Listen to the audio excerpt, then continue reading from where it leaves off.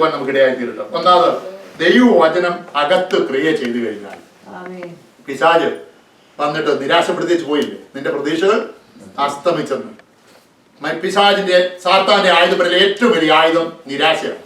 അത് നടുവിന് ഇഞ്ചക്ട് ചെയ്ത് കഴിഞ്ഞാൽ പിന്നെ നമ്മുടെ പരിപാടി ഒന്നും പറയാൻ അവിടെ കിടന്നുകൊള്ളു. അപ്പോൾ എവിടെ ഇഞ്ചക്ട് ചെയ്യണമെന്ന് ആർക്കറിയാം? പിശാചിനാണ്. ഞാൻ പറഞ്ഞില്ലേ, ഒരാണിക്ക് അവകാശം കിട്ടി അതിലൂടെ അവന് പരിപാടിയാണ്. അങ്ങനെയെങ്കിൽ പിശാചിന്റെ പ്രവൃത്തികളെ നാം തിരിച്ചറിഞ്ഞുകൊണ്ട് സ്തോത്രം, വിശ്വാസത്തിന്റെ കാഴ്ചപ്പാടിൽ എന്റെ നീതിമാൻ വിശ്വാസത്താൽ ജീവിക്കും. വിശ്വാസത്തിന്റെ ചുവടുകൾ മുൻപോട്ട് വെച്ച് കഴിഞ്ഞാൽ ഓരോ ചുവടുകളിലും ദൈവത്തിന്റെ അതിമഹത്തായ പ്രവൃത്തിയും ആ വെളിച്ചവും നമുക്ക് കാണുവാൻ കഴിയും. അപ്പൊ നാം ദൈവത്തിന്റെ വചനമാണ് നമ്മൾ ക്രിയ ചെയ്ത് കഴിയുമ്പോൾ അത് ഹൃദയത്തിനകത്തെ എല്ലാ നിരാശകളും, ഇന്ന് രാത്രിക്കാർ ഏതെങ്കിലും വിഷയത്തിന്റെ നടുവിൽ, കുഞ്ഞുങ്ങളുടെ ഭാവി, വിവാഹ വിഷയം, ജോലിയോടുള്ള ബന്ധത്തിലുള്ള പ്രതിസന്ധി, അല്ലെങ്കിൽ ശരീരത്തിൽ സൗഖ്യമില്ലാത്ത അവസ്ഥ, അങ്ങനെ ഓരോരോ വിഷയങ്ങളുടെ നടുവിൽ ആയിരിക്കുന്ന ദൈവമക്കളെ ഈ വചനം കേൾക്കുന്ന എല്ലാ പ്രിയപ്പെട്ടവരോടും ദൈവത്തിന്റെ ആത്മാവ് ഇന്ന് രാത്രികാലം പറയുന്നു, നിന്റെ ജീവിതത്തിൽ ദൈവത്തിന്റെ വചനം ക്രിയാത്മകമായി നിന്റെ ഹൃദയത്തിൽ ക്രിയ ചെയ്താൽ ഈ ദൈവത്തിന്റെ വചനം നിന്റെ ചുവടുകളെ പ്രകാശിപ്പിക്കും, നിന്റെ ഭാവിയെ പ്രകാശമാക്കി തീർക്കും, അന്ധകാരത്തെ മാറ്റും. മാത്രമല്ല, ഇരുളടഞ്ഞ സ്ഥാനത്ത് പുത്തൻ വഴികൾ, പുതിയ വാതിലുകൾ തുറക്കപ്പെടുന്നത് നമുക്ക് കാണുവാൻ കഴിയും. ഒരിക്കലും സ്തോത്രം, ദൈവം നമ്മുടെ മുൻപിൽ വാതിലുകളെ കൊട്ടിയടയ്ക്കുന്ന ദൈവമാണ്. പിശാചാണ് നമ്മുടെ വാതിലുകൾ എന്ത് ചെയ്യുന്നത്? അടയ്ക്കുന്നത്. ദൈവം വാതിലെ തുറക്കുന്നവനാണ്. അപ്പൊ ഒന്നാമത് ഹൃദയത്തിനകത്ത് പ്രകാശനം ഉണ്ടാകും. ഇനി ആ ഹൃദയതലത്തിൽ ദൈവവചനത്തിലൂടെ പരിവർത്തനം ഉണ്ടായിട്ട് പ്രകാശനം ലഭിച്ച ദൈവമക്കൾ സ്ഥാനത്തും അസ്ഥാനത്തും എന്ത് ചെയ്യരുത്? കിടന്ന് ഉറങ്ങരുത്. സ്തോത്രം, മനസ്സിലാവുന്നുണ്ടോ പറഞ്ഞത്? പത്രോസിന് ഹൃദയതലത്തിൽ കർത്താവിന്റെ ദൂതൻ പ്രത്യക്ഷമായപ്പോൾ വചനം ക്രിയ ചെയ്ത് അതിലൂടെ ഹൃദയത്തിൽ ഒരു പ്രകാശനം ലഭിച്ചു കാണുമെന്ന് ഞാൻ വിശ്വസിക്കുന്നു. ആ ഹൃദയതലത്തിൽ വന്നിരിക്കുന്ന നിരാശകൾ, അപ്രതീക്ഷിതകൾ, ഇനി യാതൊരു പ്രതീക്ഷയുമില്ല എന്ന് ചിന്തിച്ചതായ പത്രോസിന്റെ ജീവിതത്തിലെ ആ പ്രതിസന്ധി മാറുവാൻ തക്കോണം അവന്റെ ഹൃദയത്തിൽ ഇപ്പോൾ വലിയൊരു വെളിച്ചം നമ്മുടെ ഹൃദയത്തിനകത്താണ്. അവിടെ അക്ഷരാർത്ഥത്തിൽ ജയിലിനകത്ത് ഭാഗ്യമായി വെളിച്ചമുണ്ടായി. എന്നാൽ ആത്മീയ അർത്ഥം ഞാൻ പറയുന്നു, ദൈവത്തിന്റെ വചനം നിരാശയിലൂടെ കടന്നു പോകുന്ന ദൈവമക്കളിൽ ക്രിയ ചെയ്തു കഴിഞ്ഞാൽ, വിശ്വാസത്തിന്റെ പൂർണ്ണത നിന്നിൽ വന്നു കഴിഞ്ഞാൽ, ആ വചനം ഹാലലിയ പ്രവർത്തിച്ചു കഴിയുമ്പോൾ നമ്മുടെ ഹൃദയത്തിലുള്ള ഇരുട്ടുകള്, പ്രതിസന്ധികള്, മുൻപോട്ട് പോകാൻ കഴിയാത്ത അടഞ്ഞ അധ്യായങ്ങൾ തമ്പുരാൻ മാറ്റി പ്രസന്നമായ ഒരു അവസ്ഥയിലേക്ക് നിന്നെ നടത്തുവാൻ ദൈവം വിശ്വസ്തൻ. രണ്ടാമത് എന്ത്? പത്രോസിന്റെ വിലാപ്പുറത്ത് തട്ടി. ഞാൻ പറയാം, ദൈവസഭയെ നാളുകളായി ഉപദ്രവിച്ചു കൊണ്ടിരുന്നായ ഈ ഹേരോദാവിനെ കൈകാര്യം ചെയ്യുന്നത് ഇതിന്റെ അവസാനത്തെ വാക്യത്തിൽ കാണുവാൻ കഴിയുന്നുണ്ട്. 12-20 വാക്യം.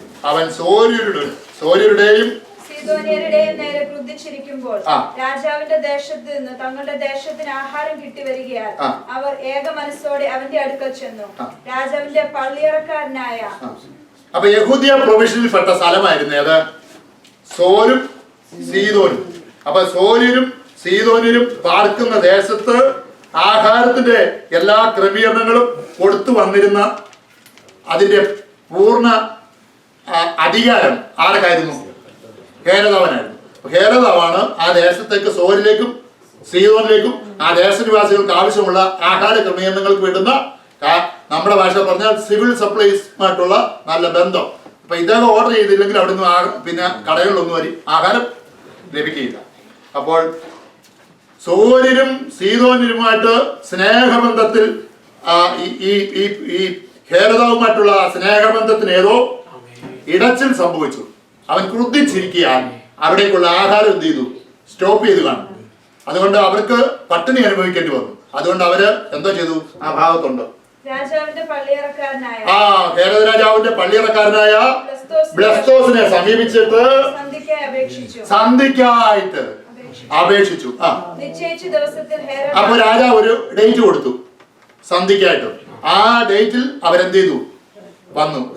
നിശ്ചയിച്ച ദിവസത്തിൽ ഹേരോദാവ് രാജവസ്ത്രം ധരിച്ച് ഭദ്രാസനത്തിൽ ഇരുന്നു അവരോട് പ്രസംഗം കഴിച്ചു. നോക്ക്, ചരിത്രത്തിൽ യഹൂദ ചരിത്രകാരനായ യോസിഫസ് രേഖപ്പെടുത്തിയിരിക്കുന്നത്, ഇദ്ദേഹം കഴുത്ത് മുതൽ പാദം വരെയുള്ള വലിയ വില കൂടിയ ഒരു കുപ്പായം, അത് വെള്ളി നൂലങ്കി കൊണ്ട് നെയ്തായ കോടിക്കണക്കിന് രൂപ വില മതിക്കുന്നതായ വസ്ത്രം ധരിച്ചുകൊണ്ട് എവിടെ വന്നിരുന്നു? ഭദ്രാസനത്തിൽ വന്നിരുന്നു. സ്തോത്രം. അപ്പോൾ അരുണോദയത്തിൽ നിന്ന് സൂര്യപ്രകാശം, അതിരാവിലെ അടിക്കുന്ന സൂര്യപ്രകാശം, സൂര്യന്റെ പ്രകാശ രശ്മികൾ തന്റെ വസ്ത്രത്തിന്മേൽ അടിച്ചപ്പോൾ വളരെ ഗ്ലാമറായി വെട്ടിത്തിളങ്ങുകയാണ്. അപ്പോൾ ഇദ്ദേഹം ഈ രാജാവ് കിരീടവും കയ്യിൽ ചെങ്കോൽ പിടിച്ച് ഭദ്രാസനത്തിൽ ഇരുന്ന് വലിയൊരു ലാർജ് പ്ലേസിൽ പ്രത്യേകം തയ്യാറാക്കപ്പെട്ട ഭദ്രാസനം സ്റ്റേജ്, അവിടെ ഇരുന്നു കൊണ്ട് എല്ലാവരും എഴുന്നേറ്റ് നിന്നാണ് പ്രസംഗിക്കുന്നത്. ബൈബിളിൽ രേഖപ്പെടുത്തിയിരിക്കുന്ന ഈ പുള്ളി മാത്രം എന്ത് ചെയ്യുന്നു? അപ്പച്ചനൊന്നും ആയിട്ടല്ല, ഇരുന്ന് പ്രസംഗിക്കുക. ഞങ്ങളെപ്പോഴുള്ള കാര്യം പറയുമ്പോൾ കുഴപ്പമില്ല. അപ്പൊ ഇരുന്ന് പ്രസംഗിക്കുക. പിന്നെന്ത്? ഇത് മനുഷ്യന്റെ ശബ്ദമല്ല. അപ്പൊ ഈ വന്ന കൂട്ടരുടെ ആവശ്യം എന്താണെന്ന് നിങ്ങൾക്ക് അറിയാമല്ലോ. അവിടേക്കുള്ള വാട്ടർ സപ്ലൈ നിർത്തിവെച്ചിരിക്കുകയാണ്.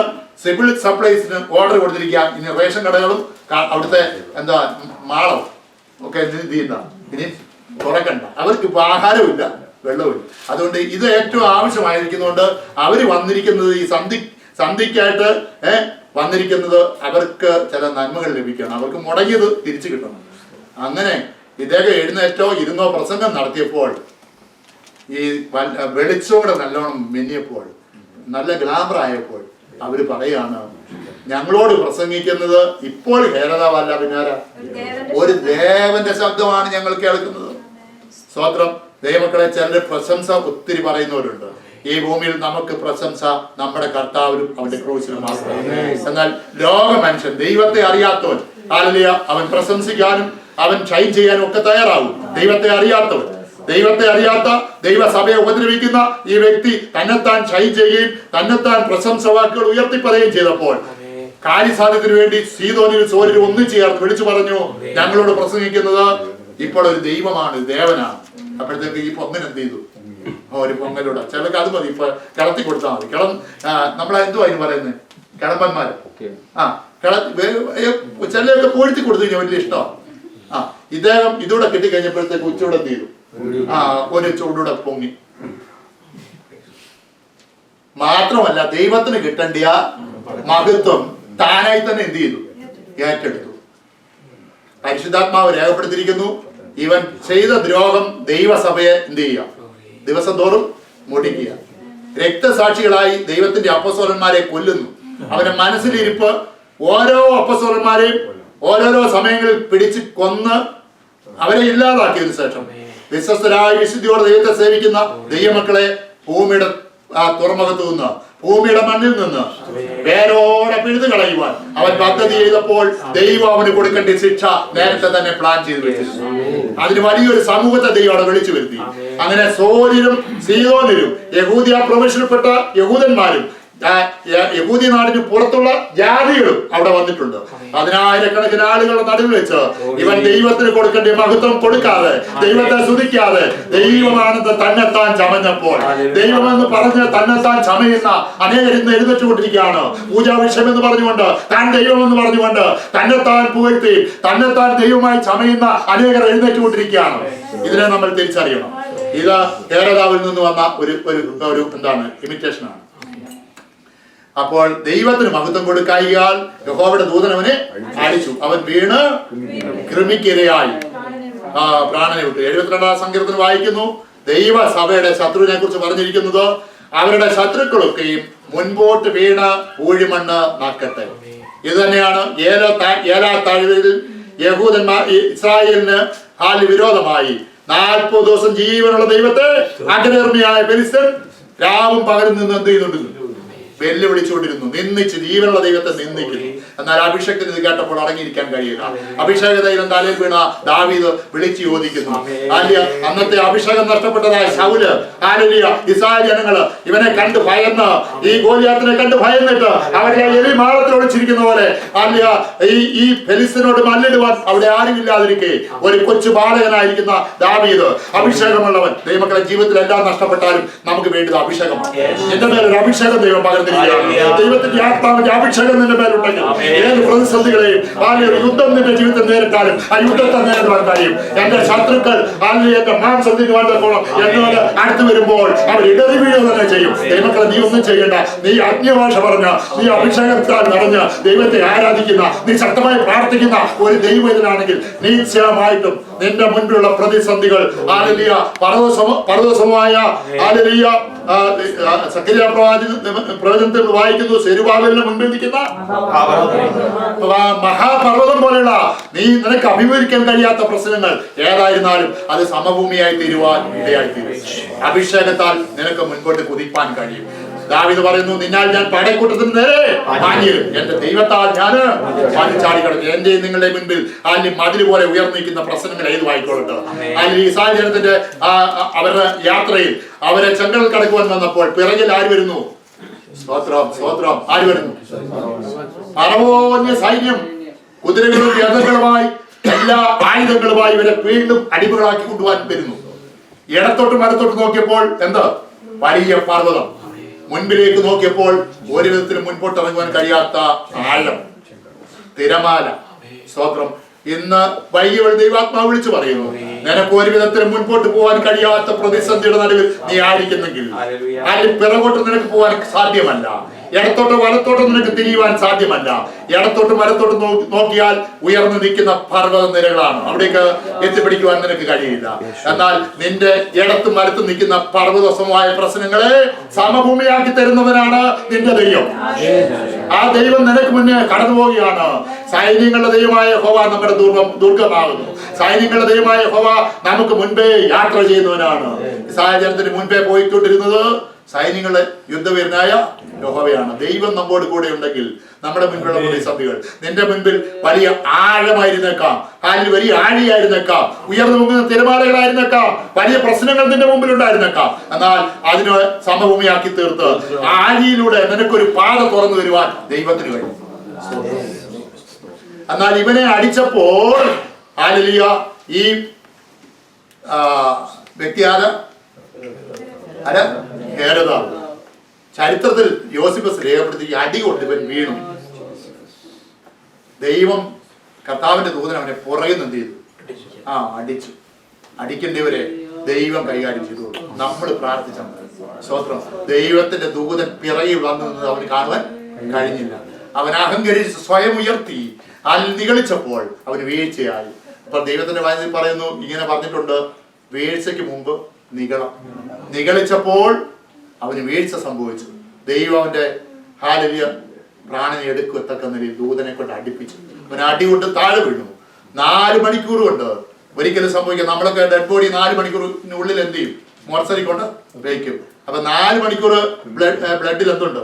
ജീവനുണ്ട്. 4 മണിക്കൂറിനുള്ളിൽ പച്ച മാംസം മുഴുവനും തിന്നു തീർത്തു. ജാതികൾക്ക് ഭയം വരത്തക്ക നിലയിൽ സോര്യരും സീദോന്യരും യെരുശലേമിന് പുറത്തുള്ള ജാതികളും യഹൂദന്മാരും ഒന്നിച്ച് ഭയന്നു പോകത്തക്കവണ്ണം ഈ വലിയ സ്റ്റേജിൽ, ഈ ഭദ്രാസനത്തിൽ കമണു വീണ ഈ വ്യക്തിയുടെ ശരീരം പച്ച മാംസം 4 മണിക്കൂറിനുള്ളിൽ മുഴുവൻ തിന്നു തീർത്തു. ജാതികൾക്ക് ഭയമായി. 4 മണിക്കൂറിനുള്ളിൽ പുഴു അവനെ കൃമി അവന്റെ മാംസത്തെ തിന്നു. പിന്നെ നോക്കിയപ്പോൾ എന്ത് കിടപ്പുണ്ട്? തലയിലെ കിരീടും കയ്യിലെ ചെങ്കോലും അവന്റെ പ്രൗഢിയുള്ള കോടികളുടെ വിലമതിക്കുന്ന വസ്ത്രവും മാത്രം ശേഷിച്ചു. അതേ ദൂതനാണ് പത്രോസിനെ വിലാപ്പുറത്ത് തട്ടിയത്. അതിന്റെ അർത്ഥം എന്താ ദൈവമക്കളെ? ആത്മീയ അർത്ഥം ഞാൻ പറയാം. കർത്താവിന്റെ ദൂതൻ വിലാപ്പുറത്ത് തട്ടിയാൽ പുറയുന്ന അടി കൊണ്ടപ്പോഴേ കൃമിക്കരിയായിപ്പോയി. അപ്പൊ വിലാപ്പുറത്ത് നെഞ്ചിന്റെ സ്ഥാനത്ത് അടി കൊണ്ടാലോ? ചിന്തിച്ചു പോയി. എന്താ ആത്മീയ അർത്ഥം? ദൈവത്തിന്റെ വചനത്തിൽ ഇയ്യോബിന്റെ പുസ്തകത്തിൽ എഴുതിയിട്ടുണ്ട്, ദൈവം തന്റെ നീതിമാന്മാരോട് രാത്രിയാമങ്ങളിൽ സംസാരിക്കുന്നു. ഗാഢനിദ്രയിൽ മനുഷ്യൻ ആയിരിക്കുന്ന സമയത്ത് ദൈവം അവന്റെ ഹൃദയത്തിന്റെ ഉള്ളറകളോട് ഇടപെടും. അപ്പൊ ദൈവാത്മാവിന്റെ ഇടപെടലാണ് വിലാപ്പുറത്തുണ്ടാകുന്ന തട്ടൽ. സ്തോത്രം. ദൈവവചനത്തിലൂടെ അകത്തളത്തിനകത്ത് വെളിച്ചമുണ്ടായ ദൈവമക്കൾ. മനസ്സിലാവുന്നുണ്ടോ? ദൈവീയ പ്രകാശനം ലഭിച്ച മക്കൾ. എബ്രാഹിം പറഞ്ഞിരിക്കുന്നു, ഒരിക്കൽ പ്രകാശനം ലഭിച്ചതിന് ശേഷം പിന്നെ പിന്മാറിപ്പോയാൽ അവന് ദൈവകൃപയിലേക്ക് കൊണ്ടുവരാൻ സാധ്യമല്ല. അപ്പോൾ ഒരിക്കൽ ആത്മീയ പ്രകാശനം ദൈവവചനത്തിലൂടെ പരിവർത്തിച്ച് ഹൃദയത്തിൽ പ്രകാശനമുണ്ടായി. നിരാശകൾ മാറി, പല വേദനകളും ദൈവം മാറ്റി തന്നു, എല്ലാ വിഷയങ്ങൾക്കും ദൈവം പരിഹാരം തന്നു. ആ ദൈവം നമ്മുടെ പ്രശ്നങ്ങൾക്ക് പരിഹാരകനായി മാത്രം ഇരിക്കാതെ ആ കർത്താവ് നമ്മുടെ അകത്ത് പ്രകാശിച്ച വചനം നമ്മളോട് ക്രിയാത്മകമായി ഇടപെട്ട് നമ്മുടെ പ്രശ്നങ്ങൾക്ക് ദൈവം പരിഹാരം തന്നതിനോടൊപ്പം ആ ദൈവത്തെ സ്നേഹിച്ച് അവന്റെ ചുവടുകളെ നാം അവന്റെ വചനം അനുസരിച്ച് മുൻപോട്ട് ചുവട് വയ്പ്പാനും കൂടെ നമ്മൾ തയ്യാറാകണം. ദൈവത്തിന്റെ വചനപ്രകാരം നോക്കുമ്പോൾ രണ്ടാമത്തെ സ്റ്റെപ്പ് എന്തായിരുന്നു? അവന്റെ വിലാപ്പുറത്ത് തട്ടി. ദൈവത്തിന്റെ ആത്മാവ് രാത്രിയുടെ യാമങ്ങളിൽ നമ്മോട് ഇടപെടും. പത്രോസ് രണ്ടാമത്തെ സ്റ്റേജിലും കിടന്നുറങ്ങി കളഞ്ഞു. മനസ്സിലാവുന്നുണ്ടോ പറഞ്ഞ്? വിലാപ്പുറത്ത് തട്ടിയിട്ട് പുള്ളി എഴുന്നേറ്റോ? ചിലരോട് എത്ര ഇടപെട്ടാലും എന്ത് ചെയ്തില്ല, എത്ര ദൈവാത്മാവ് സംസാരിച്ചാലും സ്തോത്രം കീഴ്പ്പെടുത്തില്ല. മൂന്നാമത്തെ എന്താണ്? വേഗം ഇച്ചിരിയുടെ ഗ്രേഡ് കൂടി സംസാരിക്കുന്നില്ലേ? നമ്മള് പിതാക്കന്മാര് കുഞ്ഞുങ്ങളോട് എന്ത് ചെയ്യും? പറഞ്ഞ് രണ്ട് പ്രാവശ്യം പറഞ്ഞിട്ടും അനുസരിച്ചില്ല. മൂന്നാമത് ഇച്ചിരിയുടെ സ്വരം മാറ്റി പറയത്തില്ലേ? അമേരിക്കയിലെ ഒരു ഉദാഹരണം ഞാൻ പറയാം. നല്ല ബംഗ്ലാവുകൾ, നല്ല വീടുകളാണ്, നല്ല കൊട്ടാരമാണ് എല്ലാവർക്കും തന്നിട്ടുള്ളത്. ഓരോ കുഞ്ഞുങ്ങൾക്കും നാട്ടിലൊക്കെ ആണെങ്കിൽ കുഞ്ഞുങ്ങൾ ഒന്നിച്ച് ഒക്കെ കിടക്കും. അന്നത്തെ വീട്ടിലെ ഇടുക്കവും ഞെരുക്കും അനുസരിച്ച് എല്ലാവരും കൂടെ ചിലപ്പോൾ ഒരു ഹോളിനകത്ത് ഒന്നിച്ചാണ് അട്ടിയടിക്ക് പോലെ കിടക്കുന്നത്. എന്നാൽ അമേരിക്കയിൽ അതിമനോഹരമായ കൊട്ടാരം തന്നിട്ടുണ്ട്. അപ്പൊ ശാലിനി മോൾക്ക് ഒരു റൂം, പിന്നെ ബോബന് തെക്ക് വശത്തുള്ളത്, പിന്നെ ബ്ലസന് ബാക്ക് സൈഡിലുള്ള റൂം. ഇവർക്കെല്ലാം പ്രൈവസിയാണ്, എല്ലാവർക്കും ഓരോ റൂമുകൾ വേണം. കുഞ്ഞുങ്ങൾ പ്രായമായി കഴിഞ്ഞാൽ പിന്നെ വേറെ ഗസ്റ്റ് വാഷ് വന്നാലും അവർ ആ റൂമിൽ നിന്ന് സ്വതന്ത്രം എനിക്ക് ഇല്ലെന്നല്ല ഞാൻ പറയട്ടോ. അപ്പൊ ഇന്ന് പറഞ്ഞ പോലെ എല്ലാവർക്കും കുഞ്ഞുങ്ങൾ പ്രായമായി കഴിഞ്ഞാൽ അവർക്ക് പ്രൈവസി, അവർക്ക് കമ്പ്യൂട്ടർ ഉണ്ട്, അത് കാര്യമൊക്കെ എന്ന് ചെയ്ത് അവരുടെ കാര്യങ്ങൾ നോക്കി ഇവർ പോവുകയാണ്.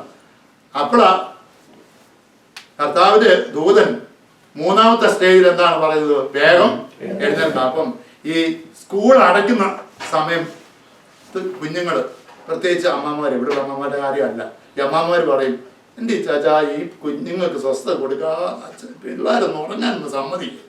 കുഞ്ഞുങ്ങൾ പഠിച്ച് ഒത്തിരി കഷ്ടപ്പെട്ടതല്ലേ, ഇപ്പൊ അവധിയല്ലേ, അവരൊന്ന് ഉറങ്ങട്ടെ. എപ്പോഴും അവരെ ശല്യപ്പെടുത്താം. ഇവിടെ അച്ഛൻ മിണ്ടത്തില്ല. ഈ കുഞ്ഞുങ്ങൾ രാവിലെ രാത്രി മുഴുവൻ കിടന്നുറങ്ങി ഉച്ചക്ക് 12 മണിയോട് അടുത്തു. അപ്പോഴും എന്ത് ചെയ്യാം? ഉദാഹരണമാണ് ഞാൻ ഈ പറയുന്നത്. 12 മണിയോട് അടുത്തപ്പോഴും കുഞ്ഞുങ്ങൾ ഉറക്കം വലിച്ച് ഉറങ്ങുക. അങ്ങനെ 2 മാസത്തെ സ്കൂള് അവധി പീരീഡ് കഴിഞ്ഞു. അവധി പീരീഡ് കഴിഞ്ഞ് സ്കൂൾ ഓപ്പൺ ആയി. അപ്പോൾ നോക്കിയപ്പോൾ പഴയ പോലെ എന്ത് ചെയ്യാം? 8 മണിക്ക് സ്കൂൾ ബസ് വരും. അപ്പോൾ കുഞ്ഞുങ്ങളെല്ലാം എന്ത് ചെയ്യാണ്? ബോബൻ അവന്റെ റൂമിലേക്ക് അമ്മാമ അടുക്കളക്കകത്ത് ടിഫണൊക്കെ തയ്യാറായിക്കൊണ്ടിരിക്കുക. സ്കൂളിൽ പറഞ്ഞാൽ അതിനിടയ്ക്ക് അതൊന്ന് മറിച്ചിട്ട് ഇഡ്ഡലിയോ ദോശയൊക്കെ മറിച്ചിട്ട് അങ്ങനെ റൂമിലോട്ട് ചെന്ന് നോക്കിയപ്പോൾ ബോബൻ അമ്മാമ എന്ത് ചെയ്യാം? ഈ അമ്മാമയെ സ്വാതന്ത്ര്യം കൊടുത്തത്. ഇപ്പൊ അമ്മാമയെ കൂർക്കം മരിപ്പിച്ച് പേടിപ്പിക്കുക. അത് കഴിഞ്ഞ് ശാലിനി ഇടയ്ക്ക് ചെന്നു, വെടി വച്ചേ വേഗം എഴുന്നേക്ക്. അപ്പോൾ ഉറക്കപ്പിച്ചിട്ട് അവിടെ എന്ന് പറഞ്ഞു പിന്നെയും തിരിഞ്ഞ് കമന്ന് കിടന്നു. അവിടെ കിടന്നുറങ്ങി. ഇച്ചിരി കഴിഞ്ഞതിന് ശേഷം രണ്ടാമത് വന്നപ്പോൾ എന്ത് ചെയ്യണം? പിന്നെ ഉറക്കം. അപ്പോൾ യാക്കോബിനെ എവിടെ വെച്ചാ പിടിച്ചത്? തോടയുടെ തടത്തിൽ പിടിച്ച എവിടെ വെച്ചാ? യാക്കോബ് ഇടവിൽ വെച്ച് യാക്കോബിന്റെ തോടയുടെ തടത്തിൽ ദൂതൻ പിടിച്ച് അവൻ ഉടുക്കുണ്ടായിരുന്ന എന്ന് പറഞ്ഞാൽ ഈ സ്വാതന്ത്ര്യം കൊടുത്ത അമ്മാമയ്ക്ക് തന്നെ അറിയാം ഇവിടെ എങ്ങനെ എഴുന്നേൽപ്പിക്കേണ്ടി വന്ന്. ബോവനെ ശാലിനിയൊക്കെ എഴുന്നേൽപ്പിക്കേണ്ടത് എങ്ങനെയാണെന്ന് ആർക്കറിയാം. ഈ അമ്മാമയ്ക്ക് തന്നെ അറിയാം. അച്ഛൻ കൈകാര്യം ചെയ്ത് അടി കൂടിപ്പോകും. അതുകൊണ്ട് പിന്നെ മാത്രമാണോ അടിച്ചു കഴിഞ്ഞാൽ പിന്നെ പോലീസിനും കൂടെ വിളിക്കുകയും ചെയ്യും. അതുകൊണ്ട് അമ്മാമയ്ക്ക് ചെറിയ ടെക്നിക്കിൽ കൂടെ ഈ പിള്ളേരെ വളർത്താൻ അറിയാം. അപ്പൊ അങ്ങോട്ട് ചെന്നിട്ട് അങ്ങനെ പമ്പരം കറക്കുന്ന ഒരു പിടി ഒരു ഞെരുത്, ആ ഞെരുടോട് കൂടി എന്ത് ചെയ്യും? ശാലിനിയും ബോവനും എല്ലാം എഴുന്നേക്കും. അപ്പൊ ദൈവം തമ്പുരാൻ അറിയാം നമ്മളോട് ദൈവത്തിന്റെ ആത്മാവ് ഇടപെട്ടിട്ട് നാം അതനുസരിക്കുന്നില്ല എങ്കിൽ അല്പം കൂടെ ഒരു വാണിംഗാണ്. പത്രോസ് 2 പ്രാവശ്യം നിന്നോട് ഇടപെട്ടു. ഒന്ന്, ഹൃദയതലത്തിലെ നിരാശകളെയും വേദനകളെയും അപ്രതീക്ഷിതകളെയും മാറ്റി പ്രതീക്ഷയിൽ എന്ന് പറഞ്ഞ് നിന്റെ മുൻപിൽ ഞാൻ പ്രതീക്ഷയ്ക്കായി ഇറങ്ങി വന്നു. പ്രതീക്ഷ ഇല്ലെന്ന് ആര് പറഞ്ഞു പോയി? ദുഷ്ടപിശാചി പറഞ്ഞ് പോയ പുറകെ, നിരാശയുടെ ഇഞ്ചക്ഷൻ നടുവിൽ കൊടുത്തേച്ച് പോയ പുറകെ പ്രതീക്ഷയായവൻ വന്നു. മനസ്സിലായോ? കർത്താവിന്റെ ദൂതൻ പെട്ടെന്ന് അറയിൽ പ്രത്യക്ഷമായി. പ്രതീക്ഷയില്ലെന്ന് പറയുന്ന സ്ഥാനത്ത് നിന്നെ വിടുവിപ്പാൻ കർത്താവ് തന്റെ ദൂതനെ അയക്കും. ആ കർത്താവിന്റെ ദൂതൻ വന്ന് ആ വചനം അകത്തൂടെ ക്രിയ ചെയ്ത് ഹൃദയത്തലത്തിനകത്തുനിന്ന് നിരാശയും വേദനയും അടഞ്ഞ മണ്ഡലങ്ങളൊക്കെ മാറി, അപ്രതീക്ഷകളൊക്കെ മാറി, വാലുകൾ തുറക്കപ്പെട്ടു, ശരീരത്തിന് സൗഖ്യമുണ്ടായി, കുഞ്ഞുങ്ങൾക്ക് നല്ലൊരു ഭാവി ഉണ്ടായി, വഴികളൊക്കെ തുറന്നു. ഒരു എല്ലാ വിധത്തിലും ഒരു പ്രകാശനം അല്ലേ? വീട്ടിനകത്ത് എല്ലാ വിധത്തിലും ഒരു ഐശ്വര്യം. നമ്മൾ അങ്ങനെയല്ലേ പറയുന്നത്? ഒരു ഐശ്വര്യം വന്ന സമയമായിപ്പോ. അപ്പൊ ദൈവവചനം അനുസരിച്ച് കഴിയുമ്പോൾ നമ്മുടെ ജീവിതത്തിൽ വലിയൊരു പ്രകാശനം ഉണ്ടാകും. അത് വലിയ നന്മയ്ക്കായി പരിണമിക്കും. എങ്കിലും സ്ഥാനത്തും അസ്ഥാനത്തുമുള്ള ഉറക്കം ശരിയല്ല. രണ്ടാമതും ദൈവത്തിന്റെ ആത്മാവ് രാത്രിയുടെ യാമങ്ങളിൽ മകളെ പ്രഭാത യാമാരംഭത്തിനാ ദൈവത്തിന്റെ ആത്മാവ് ഇടപെടുന്നു. എന്തിനാ? എഴുന്നേറ്റ് പ്രാർത്ഥിക്കുക. നമ്മളൊക്കെ പാട്ട് പാടും. എന്താ? ഒരു പാട്ടുണ്ട്, രാവിലെ എഴുന്നേറ്റ് അതൊന്നും അല്ല, അതാണ് കറക്റ്റ് പാട്ട്. എന്താണ്? രാക്കാരങ്ങളിൽ യാമാരംഭത്തിൽ എഴുന്നേറ്റ് നീലാവിളിക്കാം, നീലാവിളിക്കാം, നീലാവിളിക്കാം, എഴുന്നേറ്റു നീലാവിളിക്കാം. രാക്കാരങ്ങളിൽ യാമാരംഭത്തിൽ എഴുന്നേറ്റു നീലാവിളിക്കാം. അപ്പൊ രാക്കാരങ്ങളിലും യാമാരംഭത്തിലും ഒരു ദൈവത്തിൽ അകത്തളത്തിൽ ദൈവത്തിന്റെ വചനം ക്രിയ ചെയ്ത് നിന്റെ അകത്തളത്തിൽ പ്രകാശനം ലഭിച്ചിട്ടുണ്ടെങ്കിൽ നിശ്ചയമായി സ്ഥാനത്തും അസ്ഥാനത്തും നീ ഉറങ്ങരുത്. നീ എഴുന്നേറ്റ് യാമാരംഭങ്ങളിൽ എഴുന്നേറ്റ് എന്ത് ചെയ്യണം? പ്രാർത്ഥിക്കണം. എന്റെ നിങ്ങളുടെ ജീവിതത്തിൽ നാളുകൾ സ്തോത്രം കഴിഞ്ഞിട്ടും ചില വിഷയങ്ങൾക്ക് മറുപടി ലഭിച്ചിട്ടുണ്ടെങ്കിൽ ദൈവത്തിന്റെ ആത്മാവ് പറയുന്നു, എഴുന്നേറ്റ് ഒറ്റ കാര്യം ചെയ്താൽ മതി. യാമാരംഭത്തിൽ അച്ഛനും അമ്മാമ്മയും കുഞ്ഞുങ്ങളും കൂടെ എഴുന്നേറ്റ് റിജായുടെ കീഴിൽ ഒതുങ്ങി കിടക്കാതെ, ഇപ്പൊ തണുപ്പിന്റെ സമയം കൂടെ റിജായി പറയും സുഖം ഉള്ള സമയമാണ് ഇവിടെ കിടന്നുകൊള്ളാൻ. അവൻ നമ്മളെ ഉണർത്തത്തില്ല, അവൻ അങ്ങനെ കിടത്തില്ല. എന്നാൽ ആവശ്യഭാരമുള്ളവൻ രാവിലെ പ്രഭാതത്തിൽ എന്ത് ചെയ്യണം? ദാവീദ് പറയുന്നത് എന്താണെന്ന് അറിയോ? ഞാൻ യഹോവയെ വെള്ളമില്ലാതെ ഉണങ്ങി വരണ്ട അതിരാവിലെ തിരുമുഖം അന്വേഷിക്കും. 7 പ്രാവശ്യം പ്രാർത്ഥിക്കുമായിരുന്നു ദാവീദ്. 7 പ്രാവശ്യം, കാലത്ത്, ഉച്ചയ്ക്കും വൈകിട്ടും. പിന്നെ രാത്രിയുടെ 4 യാമങ്ങളിൽ എഴുന്നേറ്റ് എന്ത് ചെയ്യുമായിരുന്നു? പ്രാർത്ഥിക്കുമായിരുന്നു. ഒരു ജിന്നിന്റെ കെട്ട് നിന്നെ ഒന്നും ചെയ്യത്തില്ല. ഈ ലോകത്തിലെ ഒരു അന്ധകാര ശക്തിയും നിന്നെ ഒന്നിന്റെ തലമുറ തൊടത്തില്ല. നീ 7 നേരം പ്രാർത്ഥിക്കുന്ന ഒരു ദൈവത്തിലാണെങ്കിൽ, കണ്ണുനീരോടെ യാമാരംഭത്തിൽ എഴുന്നേറ്റ് പ്രാർത്ഥിക്കുന്ന ഒരു ദൈവത്തിലാണെങ്കിൽ, നിന്റെ പ്രശ്നം എത്ര വലുതായിരുന്നാലും അത് പരിഹരിച്ച് സോൾവ് ചെയ്ത് വരുവാൻ ദൈവം വിശ്വസ്തനാണ്. പിന്നെ 4-മത്തെ എന്താണ്? ഉറങ്ങുന്നവനെ ഉണർത്താം, ഉറക്കം നടിക്കുന്നവനെയോ ഒക്കത്തില്ല. അപ്പോൾ പ്രഭാത യാമാരംഭത്തെങ്കിൽ ഉണർന്ന് ദൈവസേനയെ പ്രാർത്ഥിക്കണം. അതാണ് 4 പോയിന്റാണ് അവിടെ പറഞ്ഞിരിക്കുന്നത്. എന്നാൽ വേഗം എഴുന്നേൽക്ക എന്ന് പറയുന്നത് എവിടെയാണ്? യെശയ്യാ പ്രവചനം 52-ന്റെ 1-ാമത്തെ വാക്യമാണ്. സിയോനെ യെശയ്യാ 60-ന്റെ ഒന്നുകൂടി വായിക്കണേ. യെശയ്യാ 60-ന്റെ ഒന്ന് വായിച്ചു. എഴുന്നേറ്റ് പ്രകാശിക്കുക, നിന്റെ പ്രകാശം വന്നിരിക്കുന്നു. പിന്നെന്താ പറഞ്ഞിരിക്കുന്നത്? യഹോവയുടെ തേജസ് നിന്റെ മേൽ ഉദിച്ചിരിക്കുന്നു. അടുത്തത്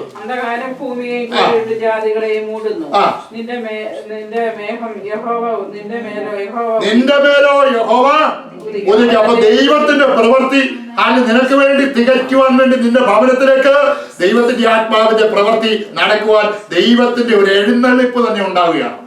അപ്പോൾ നീ ആ സമയത്ത് എന്ത് ചെയ്യുന്നു? കടന്ന് ഉറങ്ങരുത്, എഴുന്നേറ്റ് പ്രകാശിക്കുക. നിന്റെ പ്രകാശം പിന്നെ അടുത്ത അന്ധകാരം ഭൂമിയെ കുരുട്ട് ജാതികളെയും മൂടുന്നു. നിന്റെ മേൽ യഹോവ ഉദിക്കും, അവന്റെ തേജസ് നിന്റെ മേൽ പ്രത്യക്ഷമാകും. ഇതുപോലെ ദൈവമക്കളെ സ്തോത്രം 52-ന്റെ ഒന്നുകൂടെ വായിച്ചു. അപ്പോൾ എഴുന്നേറ്റ് പ്രകാശിക്കണം എന്നുള്ള പറയുന്നത് വേഗം എഴുന്നേൽക്ക എന്നുള്ള കർത്താവിന്റെ ആഹ്വാനം. അടുത്ത ഉണർത്തി എന്നുള്ളതിന് ഒരു പോയിന്റ് അവിടെ പറഞ്ഞിരിക്കുന്നു. സിയോന് എന്ന് പറഞ്ഞ ഏതാ? സഭ, ദൈവസഭ ഈ കാലഘട്ടങ്ങളിൽ എന്ത് ചെയ്യണം? ഉണരണം. ആത്മനിർഭരന്റെ ഒരു ആരാധനയുടെ അന്തരീക്ഷത്തിൽ കടന്നു വരണം. നാം ഉണർന്ന് എഴുന്നേൽക്ക് തന്നെ വേണം. സിയോനെ ഉണരുക, നിന്റെ ബലം തരും. അപ്പൊ ഉണർന്ന് ശക്തി ഏറ്റെടുത്ത് ആത്മാവിൽ ദൈവത്തെ ആരാധിക്കണം. ദൈവസഭയുടെ ഏറ്റവും അടിസ്ഥാനമായ ഒരു വിഷയമാണ് ആത്മനിറവിന്റെ ആരാധന.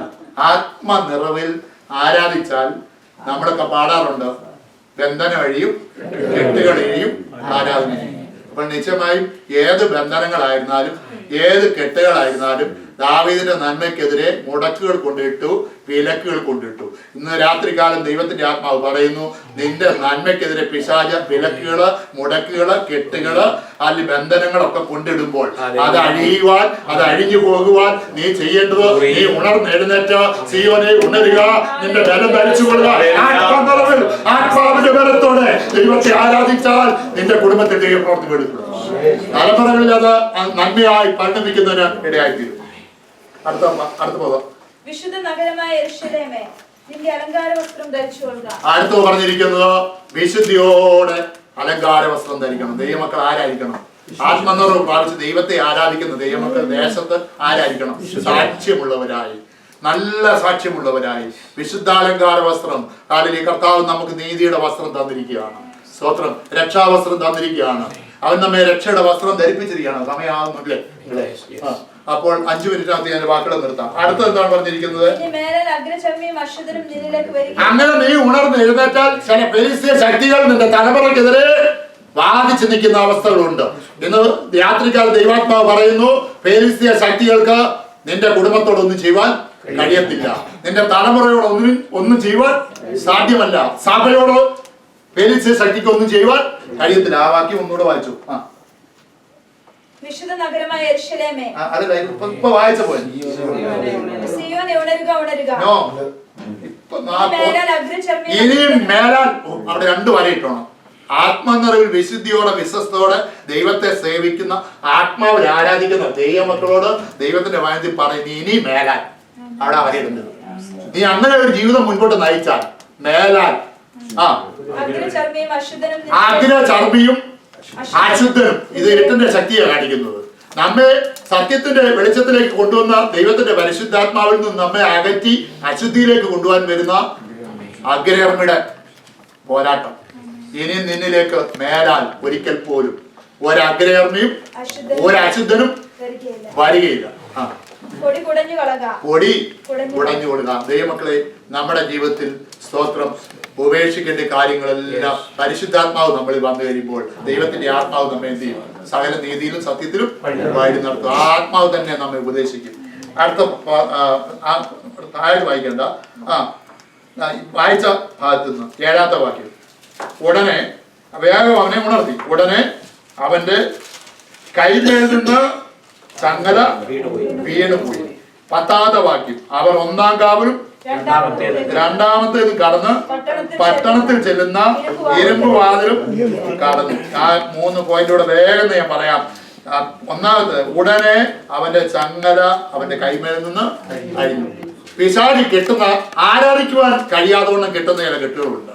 ദൈവജനങ്ങൾ സ്തോത്രം അനുഗ്രഹം പ്രാപിക്കുന്നതിന് വിരോധമായ ചില കെട്ടുകളുണ്ട്, ചില അന്ധകാരത്തിന്റെ പോരുകളുണ്ട്. അത് അഴിഞ്ഞു മാറുവാൻ ചെയ്യേണ്ടത് നീ ഉണരണം. ബലം ധരിച്ച് ആത്മനിറവോടെ ആത്മനിറവിൽ പ്രാർത്ഥിക്കുകയും ആത്മനിറവിൽ ആരാധിക്കുകയും ചെയ്യണം. അപ്പോൾ എന്ത് ചെയ്യും? കൈമേലുള്ള ചങ്ങല അഴിഞ്ഞു വീഴും. ഞാൻ ഒരു ഉദാഹരണത്തോടെ പറയാം. നിങ്ങൾ കേട്ടിട്ടുണ്ടോ? മാവേലിക്കരയ്ക്കടുത്ത് ആരെങ്കിലും മാവേലിക്കരക്കാരുണ്ടോ അവിടെ? ഇല്ല. മാവേലിക്കരയ്ക്കടുത്ത് കൊല്ലകടവ് എന്ന് പറഞ്ഞൊരു സ്ഥലമുണ്ട്. അവിടെ പണ്ട് പാലം ഇല്ലായിരുന്നു, കടത്തായിരുന്നു. അപ്പം വലിയൊരു കടത്തുവള്ളം കൊണ്ട് വള്ളക്കാരൻ രാവിലെ 5 മണിക്ക് വന്നപ്പോൾ ആ വള്ളത്തിൽ 2 8 മുറുക്കന്മാര് മാറാടിക്കൊണ്ടിരിക്കുകയാണ്. രാവിലെ ഈ കൊല്ലകടവിലുള്ള ആൾക്കാരെല്ലാം വാഴക്കുരയൊക്കെ വെട്ടി, അതുപോലെ തന്നെ തിരുവല്ല ചന്തയ്ക്ക് പോകേണ്ടവരെല്ലാം ഇക്കരെ നിൽക്കുക വള്ളത്തെ കയറാൻ. പക്ഷെ വള്ളക്കാരനും വന്നവരും ഒക്കെ നോക്കിയിട്ടും കല്ലെടുത്തെറിഞ്ഞിട്ടും കൊഴിയെടുത്തെറിഞ്ഞിട്ടും ചരല് വാരി എറിഞ്ഞിട്ടും മൂർക്കുമാമ്പ് ചീറ്റിക്കൊണ്ട് നിൽക്കുക 2 എണ്ണം. ഒരുത്തനെ എന്ത് ചെയ്തില്ല, വള്ളത്തെ കയറ്റത്തില്ല. എന്നാൽ 75 വർഷത്തിന് മുന്നമേ പാസ്റ്റർ എമ്മോ ശാമുവേൽ എന്ന് പറയുന്ന IPCയിലെ ഒരു പാവ പിടിച്ച ദൈവദാസൻ ഈ ദൈവത്തിന്റെ വചനം പഠിച്ചതിന് ശേഷം പ്രാർത്ഥിച്ചു. അന്നത്തെ ദൈവദാസന്മാർ പ്രാർത്ഥിക്കും, എവിടെയാ പോയി വേല തുടങ്ങേണ്ടത്. അങ്ങനെ പ്രാർത്ഥിച്ചപ്പോൾ ദൈവാത്മാവ് നിയോഗം കൊടുത്തു കൊല്ലകടവിൽ അവൻ്റെ അടുത്ത് പോയി പ്രവർത്തിക്കാൻ. അദ്ദേഹം കൊല്ലകടവിൽ പോയി, പിള്ളേരും ഉണ്ട്, പട്ടിണിയ വാസത്തിൽ. അന്ന് ഹിന്ദുക്കളും നാമതായി ക്രൈസ്തവരും മാത്രമുള്ള ആ ദേശത്ത് അദ്ദേഹം ഒരു വാടകയ്ക്ക് വിശ്വാസം വാടകയ്ക്ക് വീടെടുത്ത് പെന്തക്കോസ്തുകാരെ ഒരു കുഞ്ഞുങ്ങൾ പോലും ഇല്ല. അവിടെ ചില വർഷങ്ങൾ എന്ത് ചെയ്തു, സുവിശേഷം അറിയിക്കുകയും വീടുകൾ കയറും. എല്ലാവരും വീടുകളിൽ കയറി ടാറ്റ് കൊടുക്കും, കാലിലെ പൊടി തൊട്ടും. ആരും പാചകം കൊടുക്കണമെന്നില്ല, ആരും തന്നെ സ്വീകരിക്കത്തില്ല. ഒരു ദിവസം വർഷം 3 അദ്ദേഹം ദൈവത്തോട് പൊട്ടി രാത്രിയുടെ യാമത്തിൽ കരഞ്ഞ് ദൈവത്തോട് ചോദിച്ചു, ദൈവമേ, ഒരാത്മാവെങ്കിലും ഈ ദേശത്ത് നിന്ന് നീ എനിക്ക് തരികയില്ലോ? ഈ ദേശത്തെ അന്ധകാര ശക്തി ഏതാണ്? ഈ ദേശത്തെ ദേശാധിപതി ശക്തി ഏതാണ്? അതെന്നെ മനസ്സിലാക്കണമേ എന്ന് താൻ പ്രാർത്ഥിച്ചു. കർത്താവേ, എനിക്ക് ഒരാത്മാവിനെങ്കിലും തരണമേ എന്ന് പാസ്റ്റർ എം.ഒ. ശാമുവേൽ പ്രാർത്ഥിച്ചു. അന്ന് ആ രാത്രിയുടെ യാമത്തിൽ കരഞ്ഞു പ്രാർത്ഥിക്കുമ്പോൾ ദൈവത്തിന്റെ ആത്മാവ് പറഞ്ഞു, മകനെ, 3 വർഷമായി നീ ദേശത്ത് പ്രവർത്തിച്ചു, ഒരാത്മാക്കളെ തന്നില്ലെങ്കിൽ നിനക്ക് ഞാൻ കൂട്ടത്തോടെ ഒന്നിച്ച് ആത്മാക്കളെ തരുമെന്ന്. ദൈവം പറഞ്ഞു, കൂട്ടത്തോടെ ആത്മാക്കളെ തരുമെന്ന്. ദൈവം പറഞ്ഞ അങ്ങനെ സംഭവിക്കും. അതിനൊരു മുഖാന്തരമാണ് 2 മൂർഖമാമ്പുകളെ ആ വെള്ളത്തെ കയറ്റി നിർത്തിയിരിക്കുകയാണ്. ഇവരെല്ലാം രാവിലെ 5 മണി തൊട്ട് തിരുവല്ലാച്ചന്തയ്ക്ക് പോകേണ്ട ഒരു 9 മണിയായി. ഉപദേശി 9 മണിയായപ്പോൾ ജുബായും ഒക്കെ ഇട്ട് അതൊക്കെ തിരുവല്ലയ്ക്ക് പോകാൻ വേണ്ടി വള്ളക്കടവിലേക്ക് വന്നപ്പോൾ ഒരു കല്യാണത്തിനുള്ള ആള് വള്ളക്കടവിലുണ്ട്. അപ്പൊ അതുവരെ 3 വർഷം സുവിശേഷം അറിയിച്ച ദേവദാസൻ ഒരു വിലയും ഇല്ലായിരുന്നു. അന്ന് ദേവദാസൻ വരുന്നുണ്ട്, പറയാം, അവിടെ നമ്മുടെ ഊഴം കഴിഞ്ഞു, എമ്മോദേശി വരുന്നുണ്ട്, അടുത്ത ഊഴം ആർക്ക് കൊടുക്കാം? എമ്മോദേശിക്ക് കൊടുക്കാന്ന് പറഞ്ഞു. എന്ന് പറഞ്ഞു, എമ്മോദേശി 2 മൂർഖമാമ്പ് 2 പേരുണ്ട്, ഞങ്ങള് 5 മണിക്ക് വന്ന ഇതുവരെ ഇവന്മാർ ഞങ്ങളെ വെള്ളത്തെ കേട്ടിട്ടില്ല. താങ്കൾ വിളിക്കുന്ന ദൈവം ശക്തനാണെങ്കിൽ ഈ മൂർഖമാമനെ ഇറക്കിക്കോളാൻ പറഞ്ഞു, പ്രാർത്ഥിച്ചോളാൻ പറഞ്ഞു. അപ്പൊ ഉപദേശിക്ക് ജോലിക്കൂടെ കൊടുക്കുക എന്നാണ്. ദൈവത്തിന്റെ ആത്മാവ് തന്നോട് ഇടപെട്ടത് അത് അങ്ങനെ സംഭവിച്ചേ പറ്റുള്ളൂ. ആ കടവിൽ നിന്നയുടെ നടുവിൽ, പരിഹാസികളുടെ നടുവിൽ നിന്നുകൊണ്ട് കരഞ്ഞുകൊണ്ട് ദൈവത്തോട് ചോദിച്ചു, കർത്താവേ, നീ എന്നോട് പറഞ്ഞ സമയമായോ? ദൈവത്തിന്റെ ആത്മാവ് തന്റെ ഹൃദയത്തിൽ ഇടിനാളം പോലെ ഇടപെട്ടിട്ട് പറഞ്ഞു, ഇതാണ് ഞാൻ നിന്നോട് പറഞ്ഞ സമയം, എന്റെ പ്രവർത്തിക്കുള്ള സമയം ഇതാകുന്നു, നീ ധൈര്യപ്പെടാൻ പറഞ്ഞു. പെട്ടെന്ന് ഉപദേശിച്ച് അന്യഭാഷയൊക്കെ പറഞ്ഞു. ഇവർക്കൊക്കെ പറഞ്ഞാൽ മനസ്സിലാവും അന്യഭാഷ എന്താണ്. അന്യഭാഷ പറഞ്ഞപ്പോൾ പുള്ളിയെ നോക്കി അവരെയൊക്കെ ചിരിക്കുകയൊക്കെ ചെയ്തു. എന്ന് കഴിഞ്ഞാൽ അന്യഭാഷയൊക്കെ പറഞ്ഞതിന് ശേഷം, ശക്തി ഏറ്റെടുത്തതിന് ശേഷം അദ്ദേഹം പറഞ്ഞു, 2 ഭാഗത്തേക്ക് ഒന്ന് മാറി നിൽക്കാൻ പറഞ്ഞു. എല്ലാ ജനങ്ങളും മാറിയിരുന്നു, അവരെ കൊണ്ട് കഴിഞ്ഞില്ലല്ലോ. ഈ കർത്താവിന്റെ സന്നിധിയിൽ അഭിഷേകത്തിന്റെ വല്ലമയോടെ, ആ ആത്മനിറവോടെ താൻ ഒരു പ്രഖ്യാപനം പ്രഖ്യാപിച്ചു. എല്ലാവരും കേൾക്കുക, ഞാൻ പിതാവിന്റെയും പുത്രന്റെയും പരിശുദ്ധാത്മാവിന്റെയും നാമത്തിൽ ഈ ദേശത്തെ ആത്മാക്കൾ വിടുവിക്കപ്പെടുന്നതിന് തടസ്സമായി നിൽക്കുന്ന അന്ധകാരത്തിന്റെ ശക്തി കോവിൽ നിന്ന് വന്ന, അവിടെ ഒരു അമ്പലം അപ്പുറത്തുണ്ട്, ആ കാവിൽ നിന്ന് വന്ന 2 പാമ്പാണ് പറഞ്ഞു, ഈ അന്ധകാര ശക്തിയെ ഞാൻ കെട്ടാൻ പോകും. അദ്ദേഹം അവിടെ നിന്നിട്ട് പ്രാർത്ഥിച്ചിട്ട് ആത്മനിറവിൽ പ്രാർത്ഥിച്ച് ത്രിത്വ നാമത്തിൽ ഈ പാമ്പിനോട് കൽപ്പിച്ചു വെള്ളത്തിൽ ചാടാൻ. അതുകൊണ്ട് ഒരെണ്ണം കെട്ടഴിഞ്ഞ് വെള്ളത്തിൽ ചാടി. നീ വടക്കുന്ന് വന്ന ശക്തി അങ്ങോട്ട് പോയിക്കോളാൻ പറയും. മറ്റേനോട് പറയാണ്, നീ എങ്ങും പോകരുത്, നീ വരാൻ പറയും. ആരെങ്കിലും മൂർഖമാമനെ വിളിച്ചു. അത് മാറടിക്കൊണ്ടിരുന്ന മൂർഖമാമന്റെ സ്ഥിതി ഒന്ന് ചിന്തിച്ചു പോയി. ഭയങ്കര കോപത്തോടെ ചീറ്റി വന്ന് ഈ ഉപദേശയുടെ പാദം തൊട്ട് മുട്ട് വരെ ചുറ്റിക്കെട്ടി തല ഇങ്ങനെ എടുത്ത് പത്തിയെടുത്ത് ചീറ്റുക. പക്ഷെ ഒരു കൊത്തു പോലും നമ്മൾ ദൈവത്തിന് വേണ്ടി കാണുന്നുണ്ട്. പൗലോസിനോട് ആ ദ്വീപുകാരെന്താ പറഞ്ഞു? മെലീത്ത ദ്വീപുകാർ പറഞ്ഞു, എന്താ പറഞ്ഞത്? ഇവനോട് നീതി ദേവി പോലും ഇവനെ എന്ത് ചെയ്തില്ല, കടാക്ഷിക്കുന്നില്ല. ഇവനിപ്പോൾ നീലിച്ച്, ഇവന്റെ ശരീരം നീലിച്ച്, ആ സർപ്പത്തിന്റെ കൊത്തു കൊണ്ടിട്ട് ആ ശരീരം നീലിച്ച് വിഷം കേറി ഇവൻ ഇപ്പോൾ വീണ് ചത്തുപോകും എന്ന് പറഞ്ഞതുപോലെ ഇവര് നോക്കി നിൽക്കുക. മൂർഖമാമന്റെ കൊത്തുകൊണ്ട് ഈ ഉദ്ദേശിച്ചാകുന്നത് കാണാൻ. എന്നാൽ ഒറ്റ കൊത്തുപോലും കൊത്തിയില്ല, ചുറ്റിക്കെട്ടി നിൽക്കുകയാണ്. അടുത്ത ദൈവാത്മാവിന്റെ നിയോഗവും ശക്തിയും വന്നു ഒരു അന്യഭാഷയൊക്കെ പറഞ്ഞിട്ട് പിതാവിന്റെ പുത്രന്റെ പരിശുദ്ധാത്മാവിന്റെ നാമത്തിൽ സർപ്പങ്ങളോട് കൽപ്പിക്കുന്നു. ദൈവത്തിന് വേണ്ടിയിട്ടുണ്ടല്ലോ, നിങ്ങൾ സർപ്പങ്ങളുടെ പേരും പെരുമാമിന്റെ പേരും ആണിന്റെ പേരും ചവിട്ടുവാൻ അധികാരമുള്ള ആ കർത്താവിന്റെ മഹത്വമുള്ള നാമത്താൽ ആ സർപ്പത്തോട് കൽപ്പിച്ചു കെട്ടഴിയാൻ. ഉടൻ കെട്ടഴിഞ്ഞു. നിങ്ങൾ പറഞ്ഞു, നീ നേരെ തെക്കോട്ട് പോകാൻ പറഞ്ഞു. ഒന്നിനെ വടക്കോട്ടും ഒന്നിനെ തെക്കോട്ടും അയച്ചു. ഉടനെ ഈ ദേവദാസിന്റെ മുൻപിൽ അതുവരെയും കാറ്റ് കൊടുക്കുന്ന പലരും യേശുവിനെ രക്ഷിതാവും കർത്താവായിട്ട് 150 പേര് കാലനീയ ഉള്ള ഒരു സഭ അവിടെ ഉടലെടുക്കുവാൻ ദൈവദാസനിൽ കൂടെ ദൈവയുടെ മുഖാന്തരം ഒരുക്കി. ഞാൻ പറഞ്ഞത്, ദൈവമക്കളെ, നമ്മുടെ കൈമേൽ ചങ്ങല വന്നാലും, നമ്മുടെ ശരീരത്തിന്മേൽ കെട്ട് വന്നാലും, ദേഹത്തേക്ക് ആത്മാവിന്മേൽ പിശാച് അവകാശം പറഞ്ഞ് കെട്ടിയാലും, ഏത് കെട്ടായിരുന്നാലും, ഏത് ബന്ധനമായിരുന്നാലും, ഇസ്ലാമിന്റെ ജിന്നിന്റെ കെട്ടായിരുന്നാലും അത് അഴിക്കുവാൻ ദൈവശക്തനാണ്. നിന്റെ പേര് ആത്മനിറവുണ്ടെങ്കിൽ ചില കെട്ടുകൾ അഴിയും. ഇന്ന് രാത്രികാലം പരിശുദ്ധാത്മാവ് വ്യക്തമായി വിളിച്ചു പറയുന്നു, തലമുറകളുടെ നന്മയ്ക്കെതിരെയുള്ള ചില കെട്ടുകളുണ്ട്. വിവാഹത്തിന്, കുഞ്ഞുങ്ങളുടെ വിവാഹത്തിനെതിരെയുള്ള ചില കെട്ടുകൾ, ചില വിലക്കുകൾ, സ്തോത്രം, ചില മുടക്കുകൾ പിശാച് മുടക്കും കേട്ടോ.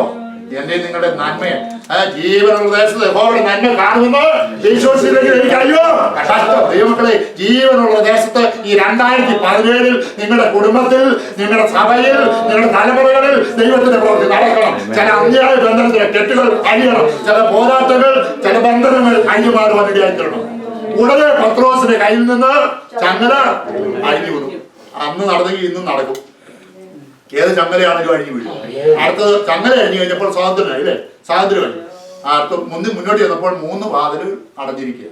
എന്നാൽ സ്തോത്രം, പരിശുദ്ധാത്മാവിന്റെ പ്രവൃത്തി വെളിപ്പെട്ട് കഴിഞ്ഞാൽ നിന്റെ തലമുറയ്ക്ക് വിരോധമായി ഒന്നിനു പുറകെ ഓരോന്നായിട്ടുള്ള അടഞ്ഞ മണ്ഡലങ്ങൾ, അല്ലെങ്കിൽ കൊട്ടിയടച്ച വാതിലുകൾ, പല ആപ്ലിക്കേഷനുകൾ കൊടുത്തിട്ട് തുറക്കപ്പെടാത്ത വാതിലുകൾ നിന്റെ മുമ്പിലുണ്ടെങ്കിൽ ഇന്ന് രാത്രിക്കാലം ദൈവാത്മാവ് പറയുന്നു, നീ പ്രാർത്ഥിച്ചിട്ട് നീ ആത്മനിറവോടെ, വിശ്വസ്തയോടെ, വിശുദ്ധിയോടെ ദൈവത്തെ സേവിച്ചതിന് ശേഷം ദൈവത്തിലേക്ക് കടന്നു ചെന്ന് ദൈവത്തോട് നീ ചോദിക്കുക.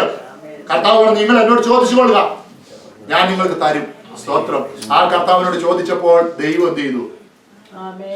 പത്രോസിന്റെ മുൻപിൽ കർത്താവിന്റെ ദൂതൻ പോകുന്നു, പിറകാൻ പത്രോസും പോകുന്നു. സംഭവിച്ചത് 1-ാം കാവലും 2-ാം കാവലും തുറന്നു. 3-ാമത്തെ വാതിക്കൽ ചെന്നപ്പോൾ ചിലപ്പോൾ പിശാചി മാറി എന്ന് പറഞ്ഞു കാണും. ഇത് ഇവിടുത്തെ മേജറും ഇവിടുത്തെ ഗ്രാമ തലവനും ഇവിടുത്തെ പട്ടണവാസികളും എല്ലാവരും കൂടെ ചേർന്ന് ജോയിന്റ് ആയിട്ട് അഭിപ്രായപ്പെട്ട് വലിയ ഇരുമ്പ് കോട്ട കൊണ്ട് കെട്ടി ഇവിടുത്തെ രാജാവിന്റെ മുദ്രമോതിരം വെച്ച് സീൽ ചെയ്തിരിക്കുക. ഈ മുദ്ര ബന്ധുക്കോസുകാരുടെ പ്രാർത്ഥന കൊണ്ടൊന്നും സ്തോത്രം പറഞ്ഞില്ല. ഈ ഇരുമ്പ് വാതില് നിന്റെ ചെറിയ പൊടിക്കൈ കൊണ്ടൊന്നും തുറക്കത്തില്ലെന്ന് ഇതുപോലെ പറയുന്ന ചില ശക്തികളുണ്ട്. എന്നാൽ ദൈവമക്കളെ, ഏത് ഇരുമ്പ് വാതിലുകളെയും തുറക്കുവാൻ, ഏത് പട്ടണവാതിലിന്റെ കോട്ടയും തകർക്കുവാൻ, ഏത് കോട്ടകളെയും തകർക്കുവാൻ പരിശുദ്ധാത്മാവിന് കഴിയും. ആയാൽ ഇന്ന് രാത്രിക്കാലം നിന്റെ മുൻപിൽ പരവശമായ പ്രശ്നങ്ങൾ ഏതുമായിക്കൊള്ളട്ടെ അതിനെ ഓപ്പൺ ആക്കുവാൻ, ആ അടഞ്ഞ മണ്ഡലങ്ങളിൽ ആ ക്ലോസ് ആയി കിടക്കുന്ന വാതിൽ തുറക്കുവാൻ ദൈവം വിശ്വസ്തനാണ്. പിശാചിന്റെ മുദ്രകൾ ഇന്ന് രാത്രിക്കാലം വഴിയും. സ്തോത്രം. ദൈവസന്നിധിയിൽ ആത്മനിർവോടെ ദൈവമക്കൾ ഒന്ന് ആരാധിപ്പാൻ തയ്യാറാണ്. നമുക്ക് എല്ലാവർക്കും ചേർന്ന് ദൈവത്തെ ഒന്ന് ആരാധിക്കാം.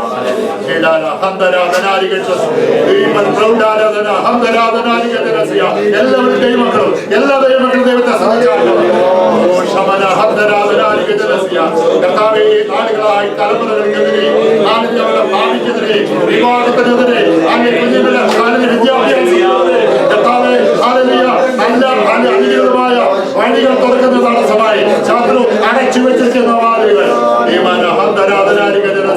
ഇന്ന് രാത്രികാല വാതിലുകൾ തുറക്കണ്ട. അതിന്റെ കോലേശന്റെ മുൻപിൽ അതിന്റെ അടഞ്ഞ വാതിലുകൾ ദൈവം തുറന്നു. കഥകൾ അടഞ്ഞു പോകാതിരിക്കുന്നത്, അടഞ്ഞു പോകാതിരിക്കുന്നത് ഓരോ കോലേശത്തെ വലങ്കരത്തിൽ പിടിച്ചറിയോ. ഇന്ന് രാത്രികാലം നമ്മുടെ വലങ്കരത്തിൽ പിടിച്ചിട്ടുണ്ട്. അതിന്റെ ചില വാതിലുകൾ ദൈവത്തിന്റെ ആത്മാവ് ഈ രാത്രികാലം തുറക്കുകയാണ്. ചില അന്ധകാരത്തിന്റെ ശക്തികൾ അഴിഞ്ഞു മാറുകയാണ്. ചില രോഗവർഗങ്ങൾ ഇന്ന് രാത്രികാലം അഴിഞ്ഞു മാറുകയാണ്. ആളുകളായി ശരീരത്തെ ആളുകളെ ബന്ധിപ്പിച്ചുകൊണ്ട് രോഗബന്ധനങ്ങളിൽ കൊണ്ട് പോരാടുന്ന അന്ധകാര ശക്തികൾ ഇന്ന് രാത്രികാലം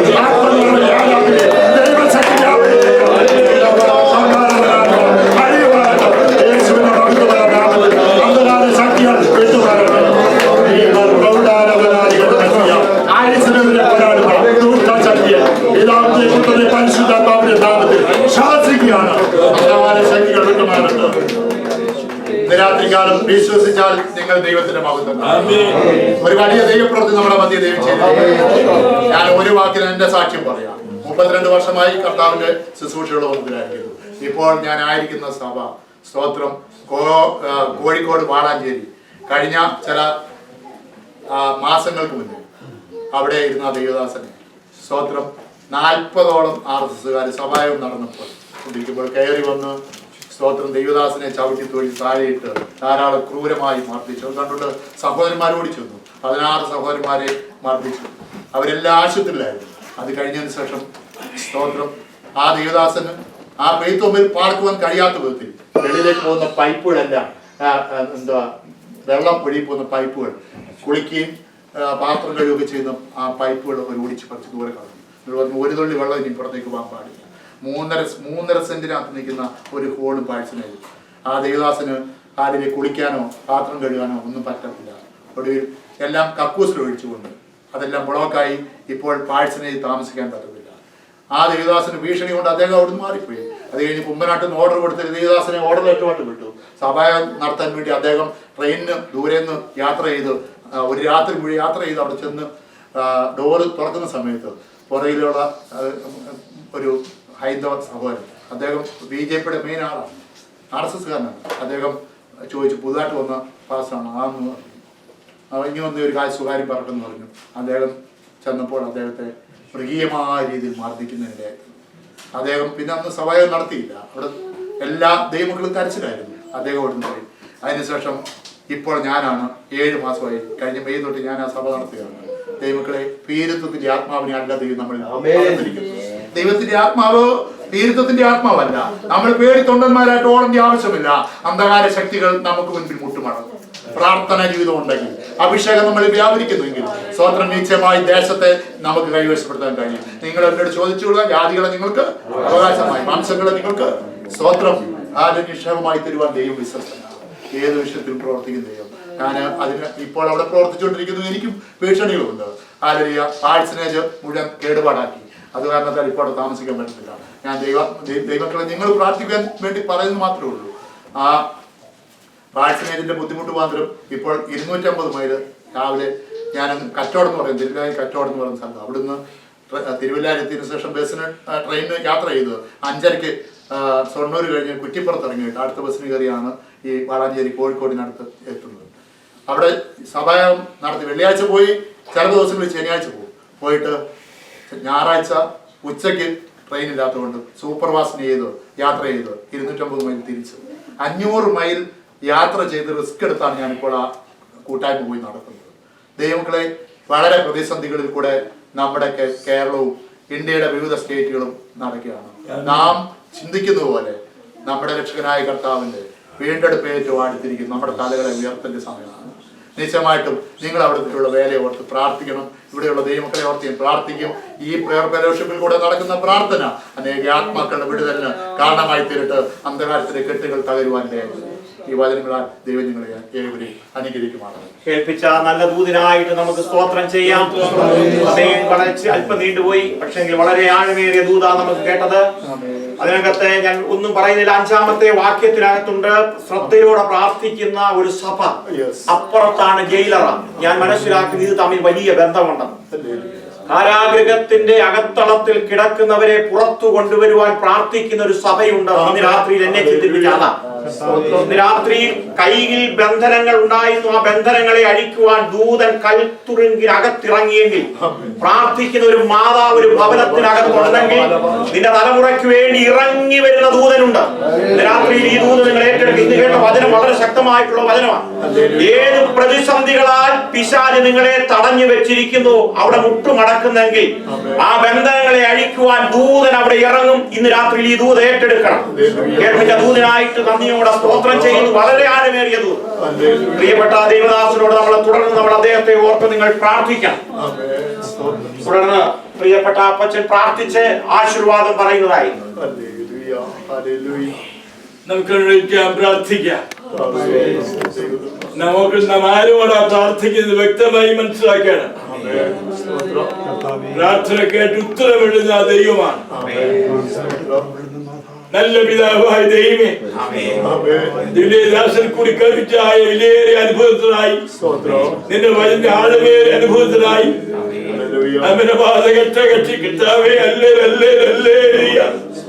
നാഥ, നിന്റെ എല്ലാ ആത്മീയ ശുശ്രൂഷയ്ക്കായി നന്ദിയോട് സ്തോത്രം.